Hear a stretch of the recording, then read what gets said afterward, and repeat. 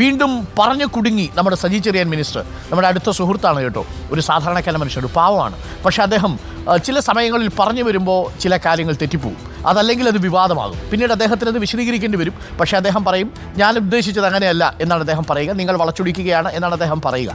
പക്ഷേ ഇന്നലെ പറഞ്ഞ കാര്യങ്ങളിൽ ഞങ്ങളല്ല ആദ്യം പ്രതികരിച്ചത് വിദ്യാഭ്യാസ മന്ത്രി തന്നെയാണ്. സംസ്ഥാനത്തെ വിദ്യാഭ്യാസ നിലവാരത്തെക്കുറിച്ച് മന്ത്രിമാർ തമ്മിൽ വാക്പോര് എന്ന് ഞങ്ങളെ കൊണ്ട് പറയിപ്പിച്ചു. അങ്ങനൊരു സന്ദർഭം സജി ചെറിയാൻ നടത്തിയ പരാമർശങ്ങൾ തിരുത്തുകയാണ് വിദ്യാഭ്യാസ മന്ത്രി വി ശിവൻകുട്ടി.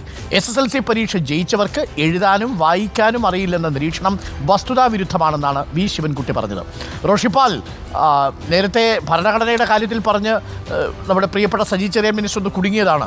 ഇപ്പോൾ SSLC പരീക്ഷ കഴിഞ്ഞിട്ട് വരുന്നവർക്ക് കൂടുതൽ പേർക്കും എഴുതാനും വായിക്കാനും ഒന്നും അറിയത്തില്ല എന്നൊരു കേവല നിരീക്ഷണമാണ് സജി ചെറിയാൻ മിനിസ്റ്റർ നടത്തിയത്. പക്ഷേ നമ്മളടക്കമുള്ള മാധ്യമങ്ങളെടുത്ത് വാർത്തയാക്കി വിവാദമാക്കി ശിവൻകുട്ടി മിനിസ്റ്റർക്ക് പ്രതികരിക്കേണ്ടി വന്നു. ഇപ്പോൾ എന്താണ് അവസ്ഥ? ശിവൻകുട്ടി മിനിസ്റ്റർക്ക് ഒരു നീരസം ഉണ്ടെന്ന് തോന്നുന്നു അല്ലേ റോഷിപ്പാൽ?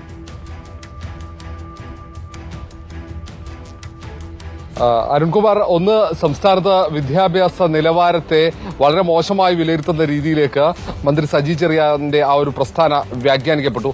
ആ ഒരു സാഹചര്യത്തിൽ തന്നെയാണ് വിദ്യാഭ്യാസ മന്ത്രി വി ശിവൻകുട്ടി പ്രതികരണവുമായി രംഗത്തെത്തിയത്. വിദ്യാഭ്യാസ മന്ത്രി വാർത്താക്കുറിപ്പിലൂടെയാണ് ഇതിനെതിരെയുള്ള ഒരു പ്രതികരണം നടത്തിയത്. നേരെ മറിച്ച് ഇന്നലെ മാധ്യമപ്രവർത്തകരൊക്കെ ശിവൻകുട്ടിയുടെ പ്രതികരണത്തിനായി ജില്ലാ CPM യോഗം നടക്കുന്ന ഇടത്ത് കാത്തിരുന്നെങ്കിലും അവിടെ പ്രതികരിക്കാതെ ശിവൻകുട്ടി മാറുകയായിരുന്നു. അത് ഒരു വാക്ക് തർക്കത്തിലേക്ക് കൊണ്ടുപോകേണ്ട, പരസ്യമായ ഒരു അഭിപ്രായ പ്രകടനം നടത്തിക്കൊണ്ട് വീണ്ടും അത് വിഷയം ആളിക്കത്തിക്കാനുള്ള അവസരം നൽകേണ്ട എന്ന ഒരു വിലയിരുത്തലാകാം ഒരുപക്ഷെ പരസ്യ പ്രതികരണത്തിന് തയ്യാറാകുന്നത്. പക്ഷേ വിദ്യാഭ്യാസ മേഖലയിലെ മുന്നേറ്റമാണ് ഇടതുപക്ഷം എപ്പോഴും ഉയർത്തി കാണിക്കാറുള്ളത്.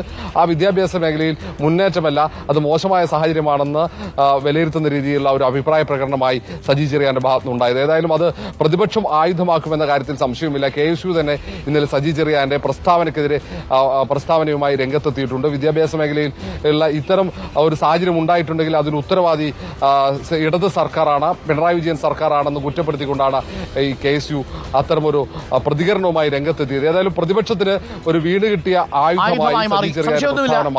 സ്വാഭാവികമായി പൊതുവിദ്യാഭ്യാസ ഡയറക്ടർ പറഞ്ഞ വാചകവും മന്ത്രിയെ വിട്ടിലാക്കിയിരുന്നു. പൊതുവിദ്യാഭ്യാസ ഡയറക്ടർ തന്നെ പറഞ്ഞു, പരീക്ഷ വാല്യുവേഷൻ നടക്കുന്ന ക്യാമ്പിൽ വെച്ച് അധ്യാപകരോട് ഇങ്ങനെ നിങ്ങൾ പാസ്സാക്കി വിടുകയാണെങ്കിൽ ഈ വിദ്യാർത്ഥികൾക്ക് എഴുതാനും വായിക്കാനും ഒന്നും അറിയില്ല, അവരെ എങ്ങനെ പാസ്സാക്കി വിടും എന്ന് ചോദിക്കുന്നുണ്ട്.